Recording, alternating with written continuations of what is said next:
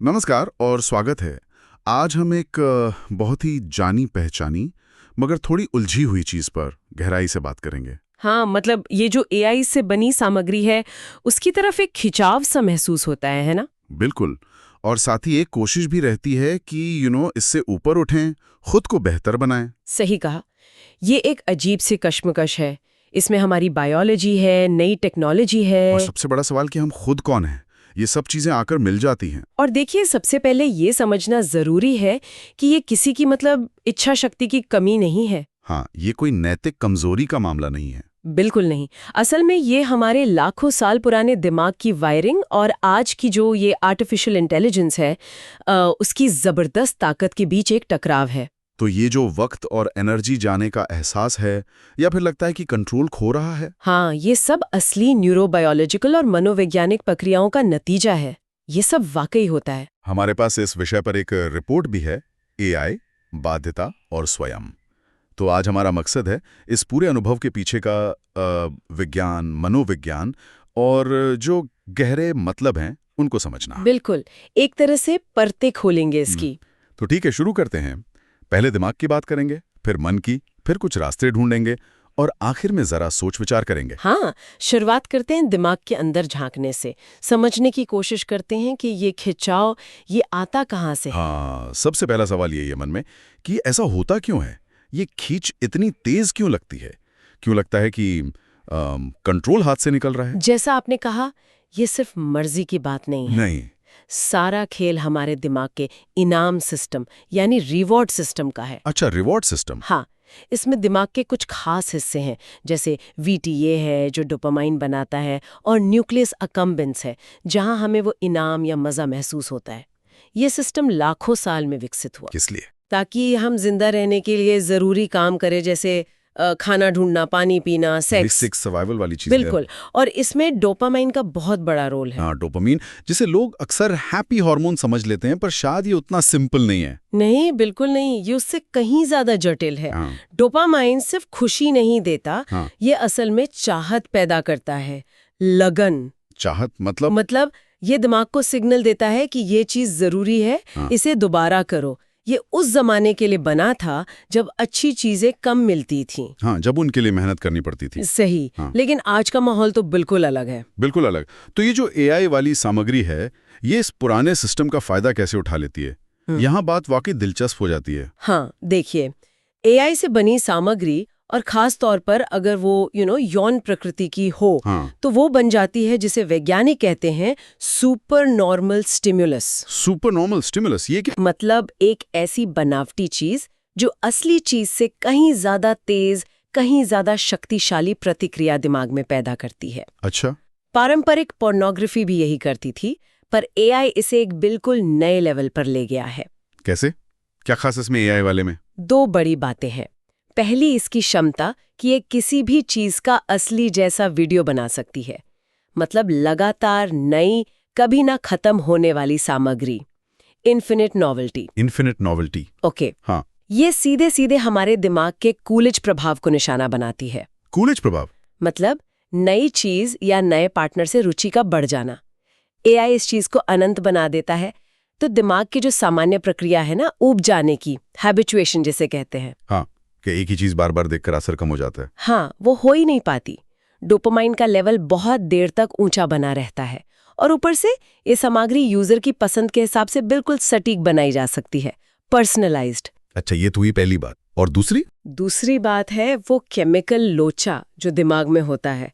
जब ऐसी सामग्री देखी जाती है तो दिमाग में केमिकल्स का एक जबरदस्त कॉकटेल बनता है, एक न्यूरो कॉकटेल। हाँ, जो इस आदत को बहुत मजबूत बना देता है।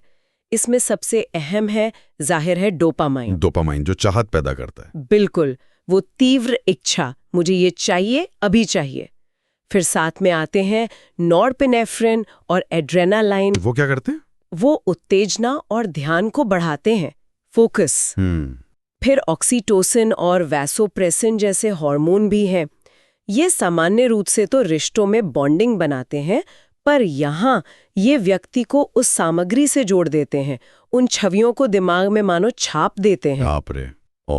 और एंडोर्फिन भी हैं जो हल्का नशा या खुशी का एहसास देते तो हैं। ये सारे केमिकल्स मिलकर एक तरह से दिमाग को गलत सबक सिखा देते हैं।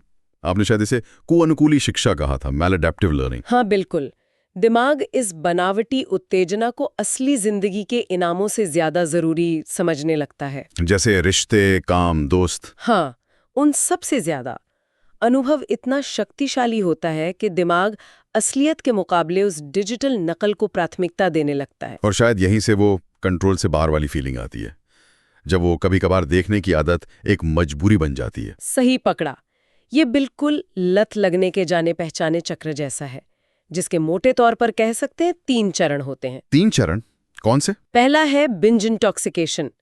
शुरुआत में जब सामग्री देखी जाती है तो डोपामाइन और बाकी केमिकल्स की बाढ़ से अच्छा महसूस होता है, मजा आता है। ठीक है।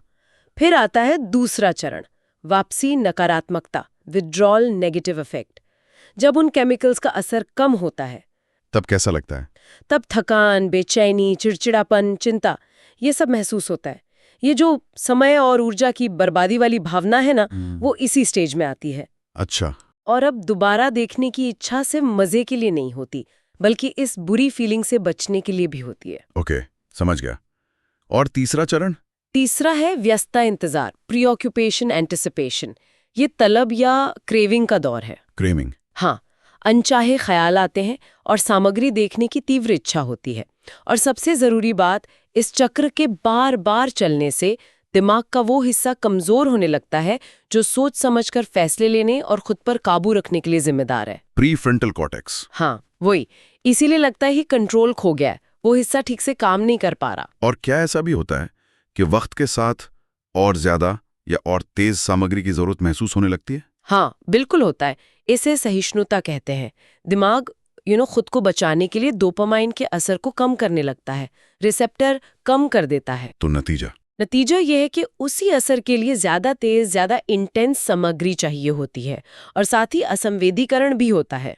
असंवेदीकरण मतलब जिंदगी की जो आम खुशियां हैं, जैसे कोई हॉबी है या दोस्तों से बात करना, उनमें पहले जैसा मजा नहीं आता, वो फीकी लगने लगती हैं। आपने हार्मोन्स का भी जिक्र किया था पहले। हाँ, देखिए, मुख्य खिलाड़ी तो डोपामाइन ही है, पर हार्मोन सिस्टम भी जुड़ा है।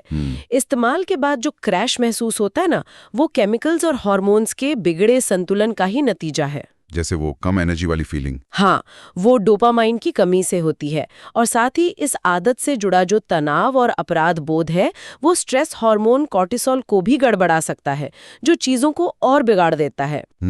तो कुल मिलाकर ये जो एआई की नई क्षमता है, जो लगातार नई और एकदम असली जैसी दिखने वाली चीजें बना सकती है, वो हमारे दिमाग के पुराने, लाखों साल पुराने सिस्टम के लिए एक जबरदस्त, एक अनूठा चैलेंज है। बिल्कुल। और ये कंट्रोल से बाहर वाली फीलिंग हमारी कोई कमजोरी नहीं है, बल्कि दिमाग की एक समझी जा सकने वाली प्रक्रिया है। बिल्कुल, इसे इसी नजरिए से देखना बहुत जरूरी है। ये व्यक्तिगत विफलता कम और एक ताकतवर नई टेक्नोलॉजी से पैदा हुई सार्वजनिक स्वास्थ्य चुनौती ज्यादा है। चलिए अब थोड़ा मनोविज्ञान की तरफ चलते हैं। ये जो अंदर ही अंदर महसूस होता है ना कि एक हिस्सा देखना चाहता है और दूसरा इससे ऊपर उठना चाहता है, ये क्लासिक मनोवैज्ञानिक कश्मकश है ना? हाँ, बिल्कुल है। और मनोविज्ञान हमें इस अंदरूनी लड़ाई को समझने के लिए कुछ मॉडल्स देता है। मॉडल्स जैसे? ये मॉडल हमें खुद को दोष देने से बचाने में मदद करते हैं और ये समझने में कि असल में अंदर चल क्या रहा है। अगर हम इसे बड़ी तस्वीर में देखें तो ये मॉडल बताते हैं कि ये बटावा सा क्यों महसूस होता है। सबसे मशहूर शायद फ्रॉइड का मॉडल है, इड, ईगो, सुपर ईगो वाला। हाँ, सिगमंड फ्रॉइड। उनके मुताबिक हमारी पर्सनालिटी में 3 हिस्से होते हैं, इड, ईगो और सुपर ईगो। हाँ, सुना है। तो इड जो है वो हिस्सा जो देखना चाहता है। ये मन का सबसे पुराना जंगली हिस्सा है, बस फौरन खुशी चाहता है, बिना नतीजों की परवाह किए, प्लेजर प्रिंसिपल पर चलता है। ओके। फिर है सुपर ईगो। ये वो हिस्सा है जो ऊपर उठना चाहता है। ये हमारा ज़मीर है, हमारे आदर्श, सही गलत की समझ। यही शर्म और अपराध बोध पैदा करता है। और ईगो हमारा सचेत मैं है, जो असल दुनिया में जीता है। ये इड की जिद और सुपर ईगो के आदर्शों के बीच संतुलन बनाने की कोशिश करता है, रियलिटी प्रिंसिपल पर। तो इस मामले में जब कंट्रोल खोने लगता है तो इसका मतलब है कि ईगो कमजोर पड़ गया है, इड हावी हो गया है। बिल्कुल। इड की इच्छाएं ईगो के काबू से बाहर हो जाती हैं और बाद में जो हम छुपाने या बहाने बनाने की कोशिश करते हैं ना, हाँ, वो ईगो के डिफेंस मैकेनिज्म हो सकते हैं, खुद को इस अंदरूनी लड़ाई के दर्द से बचाने के तरीके। अच्छा, एक और नजरिया है शायद डुअल प्रोसेस थ्योरी।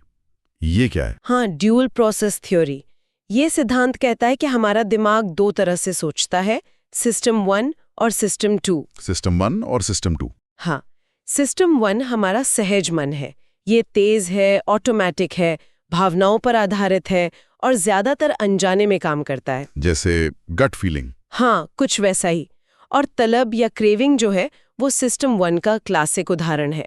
बार बार एक ही काम करने से दिमाग कुछ ट्रिगर्स जैसे तनाव, अकेलापन, बोरियत और उस सामग्री को देखने के बीच एक पक्का ऑटोमेटिक कनेक्शन बना लेता है। ओके। और सिस्टम 2? सिस्टम 2 हमारा विचारशील मन है। ये धीमा है, सोच समझकर काम करता है, तर्क लगाता है और सचेत रूप से काम करता है। खुद पर काबू रखना, सोच समझकर फैसले लेना, ये सब सिस्टम 2 का काम है। तो ऊपर उठने की इच्छा सिस्टम 2 से आती है। बिल्कुल, वो सिस्टम 2 का लक्ष्य है। तो जब हम जानते हैं कि ये ठीक नहीं है, फिर भी कर बैठते हैं, इसका मतलब है कि सिस्टम 1 ने सिस्टम 2 को ओवरटेक कर लिया? एकदम सही। सिस्टम 2 यानी हमारा समझदार हिस्सा ये अच्छी तरह जान सकता है कि लंबे समय में नुकसान ज्यादा है, लेकिन सिस्टम 2 को काम करने के लिए काफी दिमागी ताकत चाहिए, कॉग्निटिव रिसोर्स। हाँ। जब हम थके होते हैं, तनाव में होते हैं या इमोशनल होते हैं तो सिस्टम 2 कमजोर पड़ जाता है और ऐसे में सिस्टम 1 से उठी तेज ऑटोमेटिक तलब जीत जाती है। और ये जो बाद में बुरा महसूस होता है, अपराध बोध होता है, वो सिर्फ दिमाग के केमिकल्स के उतरने से नहीं होता है, इसमें संज्ञानात्मक विसंगति यानी कॉग्निटिव डिसोनेंस का भी हाथ है। हाँ, ये बहुत अहम पॉइंट है। कॉग्निटिव डिसोनेंस ये तब होती है जब हमारे काम हमारे उसूलों या मूल्यों के खिलाफ होते हैं।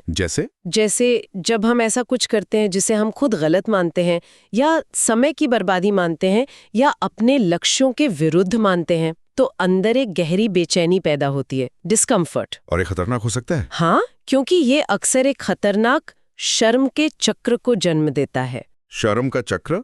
वो कैसे? देखिए, पहले वो काम किया जाता है जैसे सामग्री देखना, फिर ये हमारे मूल्यों के खिलाफ है, तो इससे विसंगति पैदा होती है जो शर्म और अपराध बोध के रूप में महसूस होती है। ठीक है। अब ये जो बुरी भावना है शर्म, ये खुद एक शक्तिशाली ट्रिगर बन जाती है। ट्रिगर? किस चीज का? उसी व्यवहार का।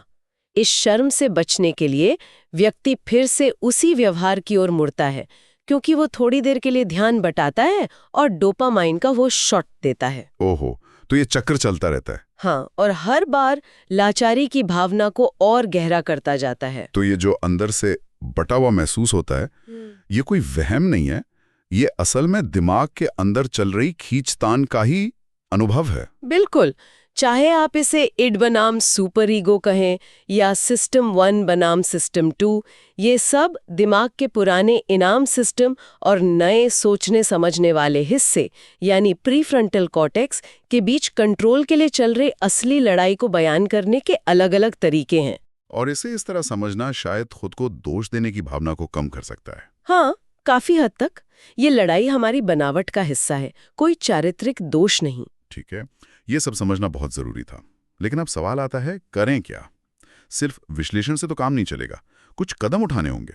बिल्कुल, कंट्रोल वापस पाने के लिए कई तरफ से कोशिश करनी होगी। यहाँ हम कुछ आजमाए हुए तरीके देखेंगे जो थेरेपी से लिए गए हैं, खासकर कॉग्निटिव बिहेवियरल थेरेपी यानी CBT और माइंडफुलनेस प्रैक्टिस। अच्छा। मकसद जरूरी नहीं कि इंटरनेट का इस्तेमाल बिल्कुल बंद कर देना हो, बल्कि एक नियंत्रित, सोचा समझा और संतुलित तरीका अपनाना है जो हमारे मूल्यों से मेल खाता हो। तो CBT कैसे काम करती है इस मामले में? CBT बहुत कारगर मानी जाती है। इसका मूल सिद्धांत यह है कि हमारे विचार, हमारी भावनाएं और हमारे व्यवहार ये सब आपस में जुड़े हुए हैं। अच्छा। तो अगर हम अपने सोचने के गलत तरीकों को बदलें तो हम अपनी भावनाओं और अपने कामों को भी बदल सकते हैं। इसके कुछ कदम हैं। क्या कदम है? पहला कदम है खुद को समझना, functional analysis and self monitoring, मतलब अपने व्यवहार पर एक बाहरी ऑब्जर्वर की तरह नजर रखना। जिसे डायरी लिखना। हाँ, बिल्कुल, एक डायरी बनाना कि कब, कितनी देर, कहाँ, किन हालात में और क्या सोचकर या महसूस करके सामग्री देखी। इससे जो काम अनजाने में ऑटोमेटिक हो रहा था वो सामने आ जाता है, पता चलता है। ठीक है, पहला कदम हुआ खुद को जानना। दूसरा है विचारों को चुनौती देना। Cognitive restructuring. जब पैटर्न समझ आ जाए तो उन विचारों को पकड़ना जो इस व्यवहार को बढ़ावा देते हैं। जैसे कौन से विचार? जैसे मेरा ऑफलाइन कोई वजूद नहीं, या तनाव कम करने का यही एकमात्र तरीका है। इस तरह के ऑटोमेटिक विचार। फिर इन विचारों पर सवाल उठाना, क्या ये सच है? क्या सबूत है इसके पक्ष में या विपक्ष में? ज्यादा संतुलित सोच क्या हो सकती है? एक बैलेंस शीट बनाना भी मदद करता है। इस काम के फायदे और नुकसान लिखना, शॉर्ट टर्म और लॉन्ग टर्म दोनों। ये दिलचस्प है। और तीसरा कदम? तीसरा है व्यवहार में बदलाव, बिहेवियरल स्ट्रैटेजीज। कुछ ठोस बदलाव करना, जैसे समय सीमा तय करना, अलार्म लगाना। प्रैक्टिकल चीजें। हाँ, माहौल बदलना, जैसे फिल्टर लगाना या डिवाइस को बेडरूम से बाहर रखना। इस्तेमाल का समय तय करना, बजाय तलब उठने पर देखने के, और जिन समयों पर खतरा ज्यादा हो, जैसे देर रात, उस वक्त कुछ और करने की योजना बनाना। जैसे किताब पढ़ना या कुछ लिखना। बिल्कुल, कोई भी ऑफलाइन एक्टिविटी। ठीक है, ये तो हुई सीबीटी की बात। अब माइंडफुलनेस इसमें कैसे मदद कर सकती है? ये सीबीटी से अलग कैसे है? देखिए, सीबीटी विचारों को बदलने पर जोर देती है, जबकि माइंडफुलनेस विचारों और भावनाओं के साथ हमारे रिश्ते को बदलने पर जोर देती है। रिश्ते को बदलने पर मतलब जो भी हो रहा है, चाहे वो तलब हो या कोई बुरा विचार, उसे बिना जज किए बस देखना और महसूस करना। वर्तमान क्षण पर ध्यान देना। अच्छा, तो जब तलब उठे तब क्या करें? तब फौरन रिएक्ट करने के बजाय एक तकनीक है अर्ज सर्फिंग, तलब पर सर्फिंग। सर्फिंग कैसे? जब तलब उठे तो उसे महसूस करें। शरीर में कहाँ महसूस हो रही है, पेट में, सीने में, कैसी लग रही है, बस जिज्ञासा से देखें, बिना घबराए। तलब लहरों की तरह होती है, उठती है, अपने चरम पर पहुंचती है, और अगर हम उस पर अमल न करें तो अपने आप शांत हो जाती है। अच्छा। इससे मुश्किल भावनाओं को सहने की क्षमता बढ़ती है और दिमाग ये सीखता है कि तलब हमेशा के लिए नहीं रहती, उसे मानना जरूरी नहीं है। और विचारों के बारे में क्या? वो जो नेगेटिव विचार आते हैं? उनके लिए है विचारों से दूरी बनाना, डिटैचिंग फ्रॉम थॉट्स। विचारों को सिर्फ मन में आने जाने वाली घटनाएं समझे, न कि कोई अटल सच्चाई या आदेश। जैसे जब विचार आए, मुझे अभी देखना है, तो बस उसे पहचाने, अच्छा ये तलब वाला विचार है, और उसे जाने दें, उसमें उलझे नहीं। इससे विचार और उस पर अमल करने के बीच एक जरूरी गैप बनता है, स्पेस। लेकिन इसमें खतरा भी है शायद। हाँ, एक जरूरी चेतावनी है। माइंडफुलनेस का इस्तेमाल विचारों को दबाने या भगाने के एक और हथियार की तरह नहीं करना है। क्यों? वरना ये खुद एक और मजबूरी बन जाएगी, एक मेंटल कंपल्शन। मकसद दमन नहीं है, बल्कि बिना जज किए स्वीकार करना और देखना है। ये सीबीटी जैसे तरीकों के साथ मिलकर बहुत काम आ सकता है, उन्हें सपोर्ट करता है। समझ गया। तो ये दिमागी और व्यवहारिक तरीके हुए। इनके अलावा असली दुनिया से दोबारा जुड़ना भी जरूरी लगता है। हाँ, बहुत जरूरी। देखिए, अक्सर इंटरनेट का ये जो बाध्यकारी इस्तेमाल है, ये किसी गहरी अधूरी जरूरत या समस्या का लक्षण होता है। जैसे अकेलापन, तनाव, चिंता, डिप्रेशन। बिल्कुल। वो व्यवहार चाहे कितना भी नुकसानदेह क्यों ना हो, कोई ना कोई काम कर रहा होता है। शायद वो भावनात्मक दर्द से ध्यान हटाने का एक तरीका बन गया हो। तो पक्के समाधान के लिए सिर्फ गलत आदत छोड़ना काफी नहीं है, बल्कि उसकी जगह एक अच्छी, संतोष देने वाली जिंदगी बनाना जरूरी है। एक्टिवली। कैसे? पहला, ऑफलाइन एक्टिविटी बढ़ाएं। किसी बुरी आदत को छोड़ने का सबसे अच्छा तरीका है उसकी जगह कोई अच्छी रिवॉर्डिंग आदत डालना। जानबूझकर ऐसी एक्टिविटी प्लान करें जिनमें शरीर लगे या ध्यान लगे। जैसे व्यायाम? हाँ, व्यायाम खासकर बहुत फायदेमंद है। मूड भी अच्छा होता है और डोपामाइन सिस्टम पर जो बुरा असर हुआ है उससे भी ठीक करने में मदद मिलती है। और दूसरा, सामाजिक जुड़ाव फिर से बनाएं। इंटरनेट की लत अक्सर अकेलेपन से पैदा होती है और उसे बढ़ाती भी है। तो ठीक होने की प्रक्रिया का एक अहम हिस्सा है असली जिंदगी के रिश्तों को मजबूत करना, दोस्तों से मिलना, परिवार के साथ वक्त बिताना।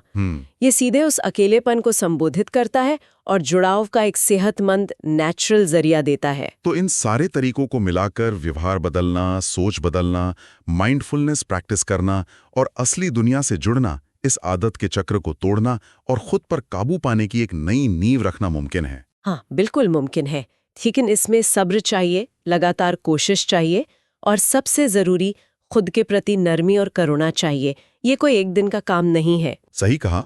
इस पूरे अनुभव से कुछ गहरे सवाल भी उठते हैं, जैसा हमने शुरू में कहा था। हाँ, जैसे अगर एआई किसी भी भावना की नकल कर सकता है इतनी अच्छी तरह से, तो फिर एआई से बनी और इंसान की बनाई चीज में क्या फर्क रह जाता है? और दूसरा सवाल, मुझे मैं क्या बनाता है, इन सब का मतलब क्या है आखिर? ये बहुत गहरे दार्शनिक सवाल हैं और एआई की ये जो क्षमता है ना भावनाओं की नकल करने की, ये हमें वाकई भ्रम में डाल सकती है। हाँ, लेकिन प्रतीकों को इस्तेमाल करना और असल में महसूस करने में जमीन आसमान का फर्क है। ये फर्क है सिंटैक्स और सिमेंटिक्स का। सिंटैक्स बनाम सिमेंटिक्स, इसे थोड़ा और समझाएंगी? कोई उदाहरण है? हाँ, दार्शनिक जॉन सियल का एक बहुत मशहूर थॉट एक्सपेरिमेंट है चीनी कमरा तर्क। चीनी कमरा? हाँ, सोचिए एक आदमी एक कमरे में बंद है जिसे चीनी भाषा बिल्कुल नहीं आती। उसे चीनी अक्षरों के ढेर दिए जाते हैं और अंग्रेजी में एक नियम पुस्तिका दी जाती है। ठीक है। नियम पुस्तिका में लिखा है कि अगर बाहर से ये वाले चीनी अक्षर आएं तो जवाब में ये वाले अक्षर बनाकर बाहर भेजो।